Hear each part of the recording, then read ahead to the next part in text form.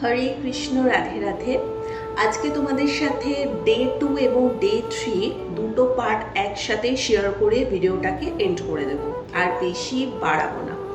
তো যাই হোক, যথারীতি আজকে ডে 2 পার্টে থাকবে বৃন্দাবনের আশপাশের যে টেম্পলগুলো আছে সেই টেম্পলগুলো আমরা দিনের বেলাটা কভার করব, আর রাতের দিকটা আমরা যাব যমুনা বোট রাইড করতে, কংসের কারাগার দেখতে, রমন রতিতে ধুলো মাখতে।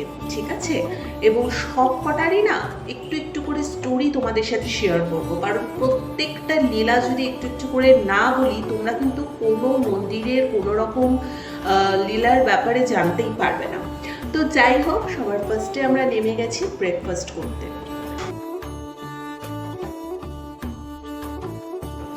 তো ব্রেকফাস্ট সেরে আমরা সবার ফার্স্টে চলে এসেছি বাঁকে বিহারী টেম্পলে।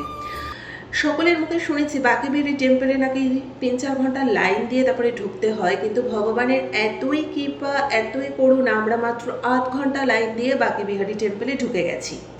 এটার একটু স্টোরিটা বলে দিই। স্বামী হরিদাস ছিলেন শ্রীকৃষ্ণের পরম ভক্ত। নিধিবনের স্বামী হরিদাসজি ভক্তি ভরে গান শোনাতেন। তখন শ্রীকৃষ্ণ সামনে এসে একদিন প্রকট হলেন। এতই ভক্তের ভক্তি, ওনারা তো সাধারণ আসলে কেউ ছিলেন না, ওনারা সবাই এক একজন বড় বড় সাধু বৈষ্ণব ছিলেন। তো একসময় ভক্তি ভরে গান শোনানো মাত্রই রাধা মাধব এসে হাজির হন, আর হরিদাসজির কাছ থেকে ওনারা যেতে চান না। ভক্তের ভক্তিতে ভগবান এতই প্রসন্ন। সেই সময় হরিদাসজি বলেন, আমি তো সাধু মানুষ, আপনাদের জন্য আমি কিছুই করতে পারবো না। শ্রীকৃষ্ণ ওকে বলেন, আমি আপনার জন্য যাওয়া বা সামান্য বস্ত্র জোগাড় করে রোজ সেবা দিতে পারবো, কিন্তু রাধারানীর জন্য নিত্যদিন আভূষণ কি করে আমি জোগাড় করব? এই কথা শুনে রাধা মাধব দুজনে একসঙ্গে নিজেরা ধারণ করলেন একই মূর্তি।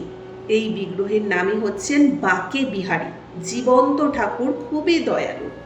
এখানে প্রত্যেকটা টেম্পেলে প্রত্যেকটা ঠাকুরের হিস্ট্রি আমি একটু একটু করে তোমাদের সাথে শেয়ার করব। এই ঠাকুরগুলো কিন্তু কোনো বানানো না, সাক্ষাৎ প্রকট হওয়া। আর আমি চেষ্টা করব যে সাইডে মানে গোস্বামীদের ছবিটা অ্যাড করে দেওয়ার জন্য, যাতে করে তোমাদের আরও বুঝতে সুবিধা হয়। ঠিক আছে, আমার পক্ষে যতটুকু ইন ডিটেলসে ভিডিওটা সুন্দর করে প্রেজেন্ট করা সম্ভব আমি আমার তরফ থেকে চেষ্টা করছি। নেক্সট এই যে টেম্পলটায় এসছি, এটা হচ্ছে রাধা বল্লভ টেম্পল।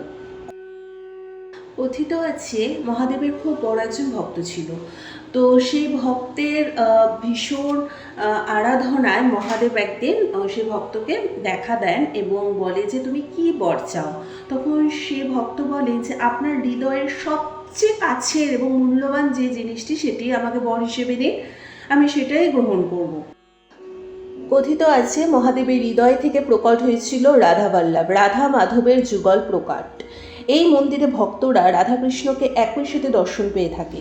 যে রাধা সেই কৃষ্ণ, রাধে রাধে।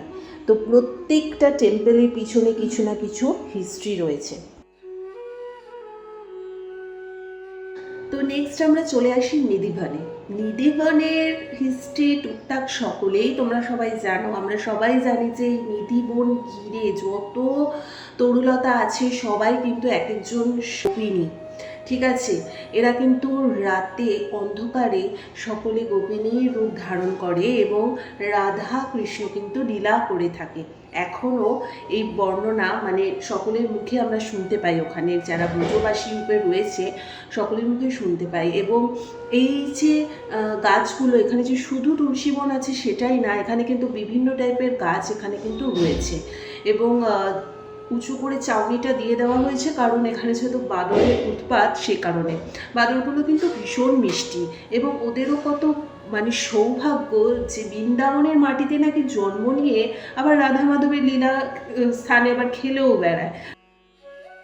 তো প্রতিটা গাছের ডালে যখন হাত দিচ্ছিলাম এত ভালো লাগছিল না, মানে মনে হচ্ছে যেন স্বয়ং রাধা কৃষ্ণকে স্পর্শ করছি, স্বয়ং গোপিনীদের স্পর্শ করছি।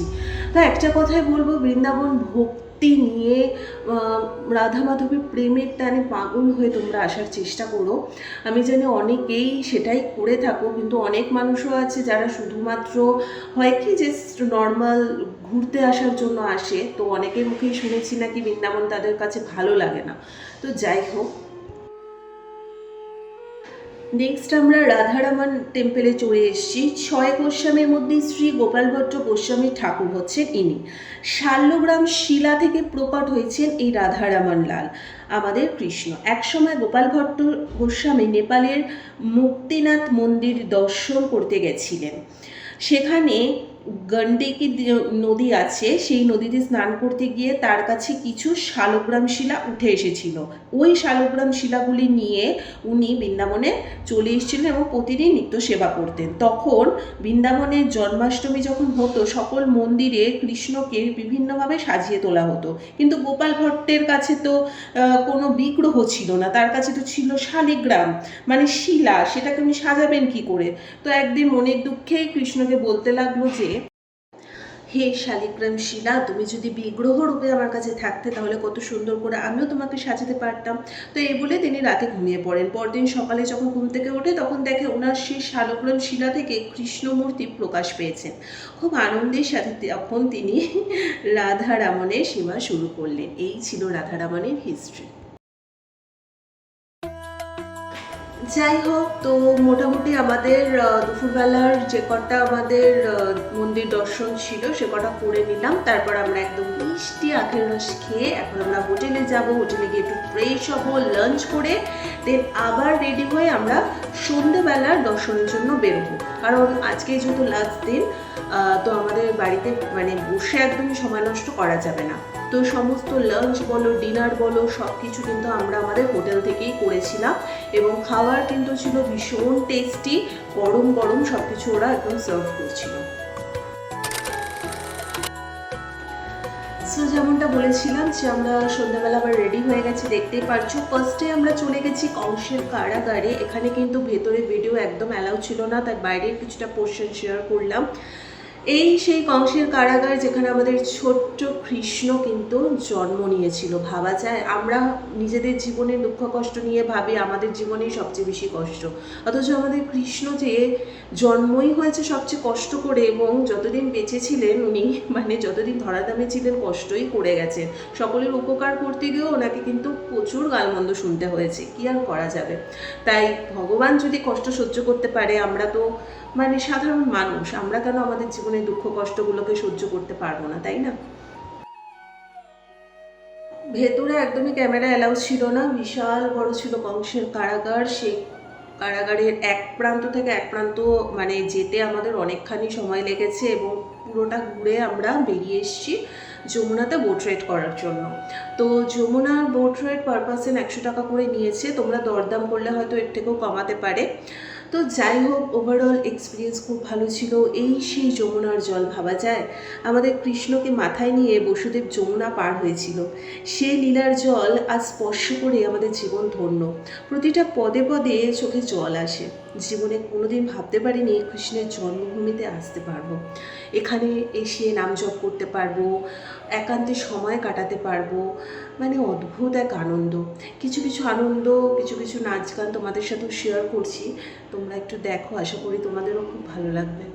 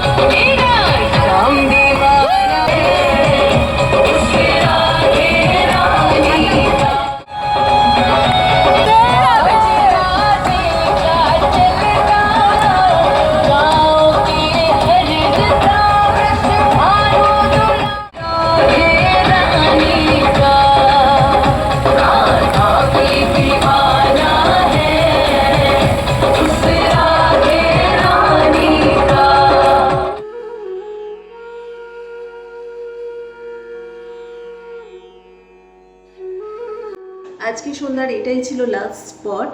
আমরা চলে এসেছি রামান রেতিতে। বৃন্দাবনের মাটিতে এসে যদি একবার লুটোপুটি না খেলাম তাহলে আর আসলাম কেন? এই মাটি এতই পবিত্র, নরম। এখানে আমাদের ছোট্ট কৃষ্ণ তার সখাদের নিয়ে কত ছোটাছুটি করতেন, খেলা করতেন, লুটোপুটি খেতেন। আমাদের ছোট্ট কৃষ্ণের ছোট ছোট পায়ের স্পর্শ অনুভব করা যায় এই মাটিতে। আহা হা, কি আনন্দ! আমাদের মতো পাপীদের কৃপা করার জন্য কতই না লীলা করে গেছেন না আমাদের কৃষ্ণ। এখানে আমরা ভীষণ আনন্দ করেছি, কীর্তন করেছি, নাচ করেছি।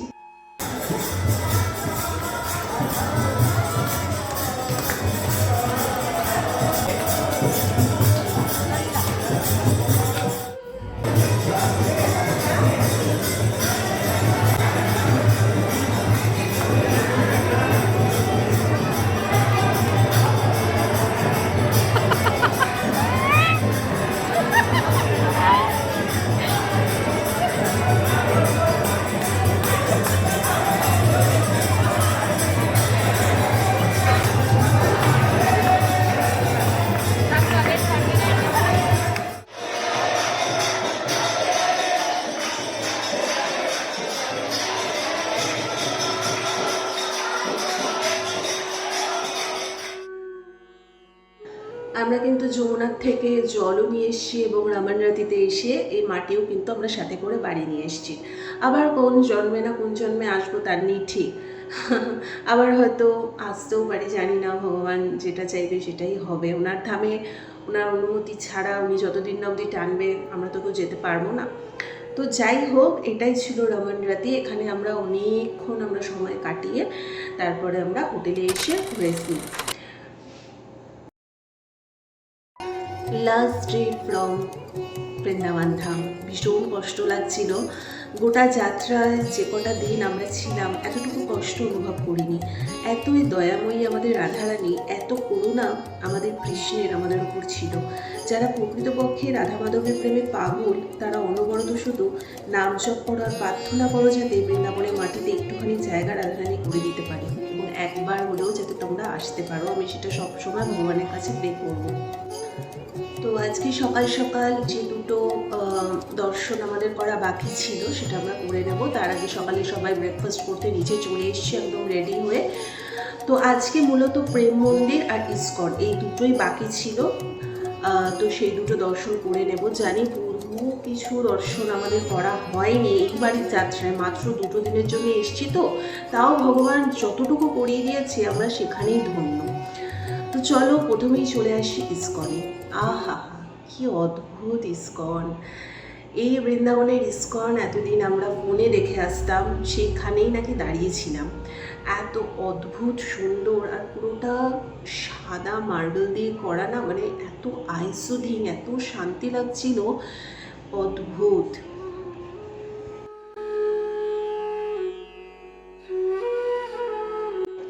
মন্দিরে প্রবেশ করতেই চারিদিক থেকে কীর্তন বেজে উঠছিল এবং এতটাই শান্তিপূর্ণ সেই কীর্তন হচ্ছিল না, কানেরও ভীষণ আরামদায়ক, চোখের ভীষণ শান্তি, কোনো উগ্রতা নেই, ভীষণ ছিমছাম সিম্পল, এত ভালো লাগছিল আমাদের, কি বলবো।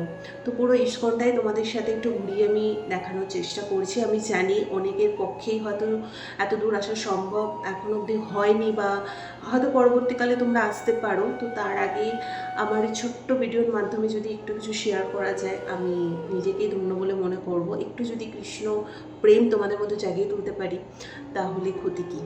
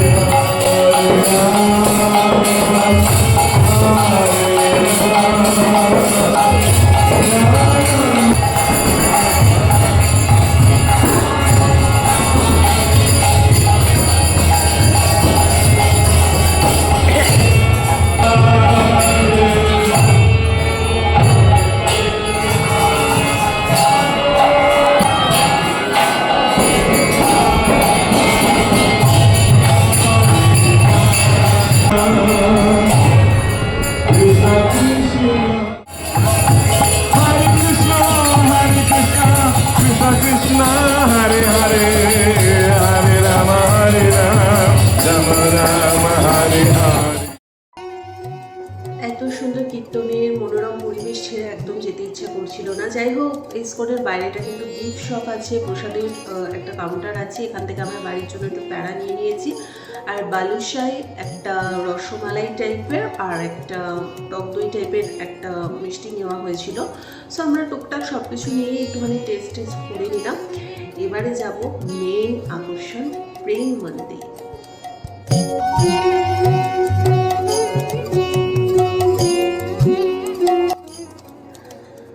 প্রেম মন্দিরটি মূলত চারিদিকে সুন্দর বাগান, ফোয়ারা, শ্রীকৃষ্ণের 4টি লীলা, ঝুরন লীলা, গোবর্ধন লীলা, কালিয়ানাগ লীলা, রাসলীলা ইত্যাদি দিয়ে সুশোভিত।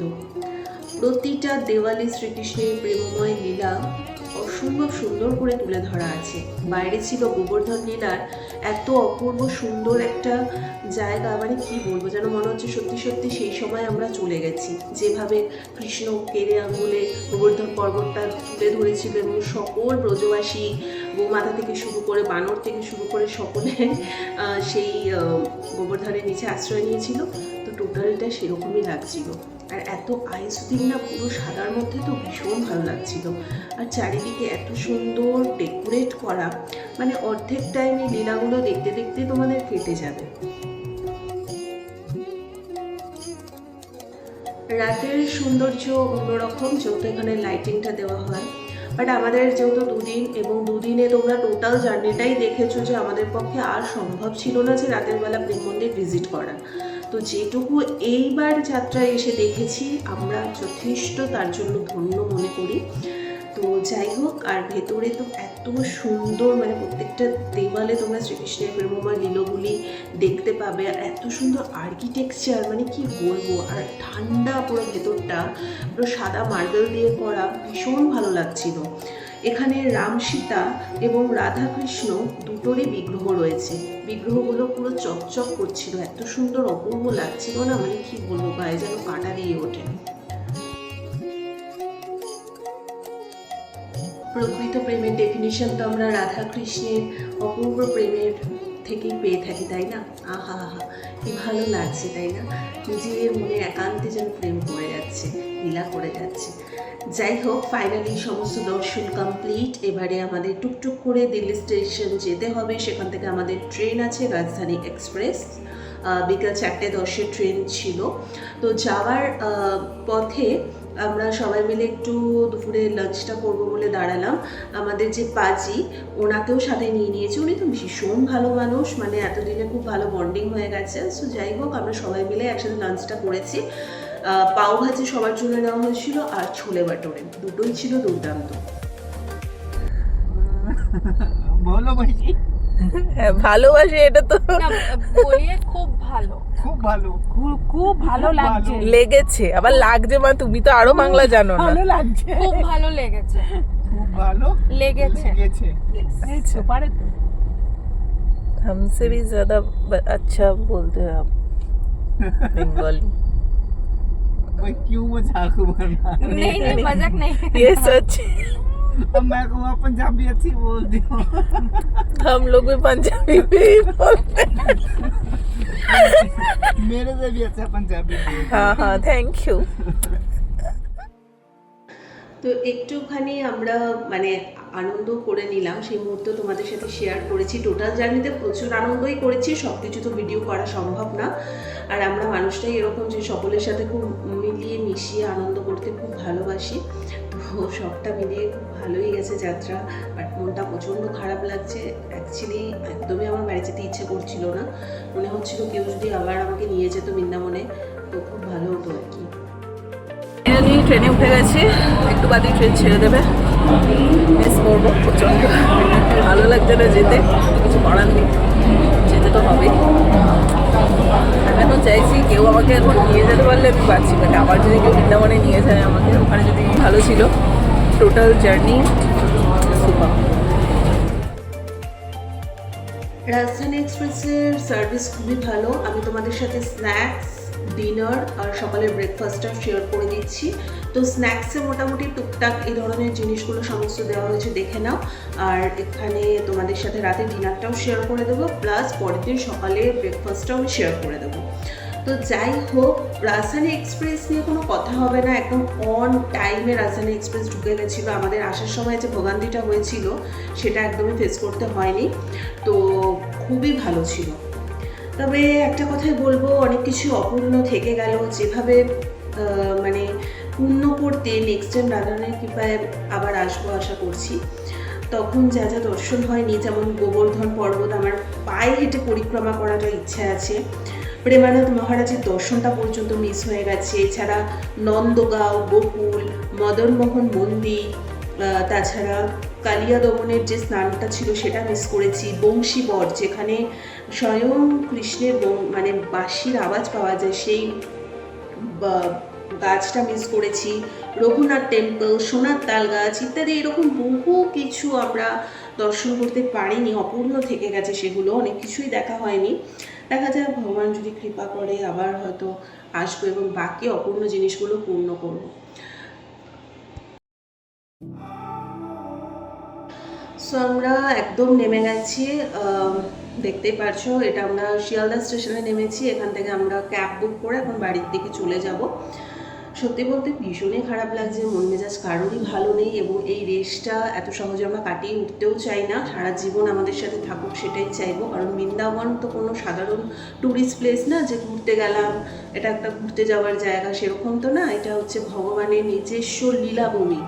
এখানে প্রতিটা পদে পদে আমরা ভগবানকে উপলব্ধি করতে পেরেছি। ভক্তি ভরে যারা যাবে তারা সত্যিই ভগবানকে উপলব্ধি করেই ফিরবে।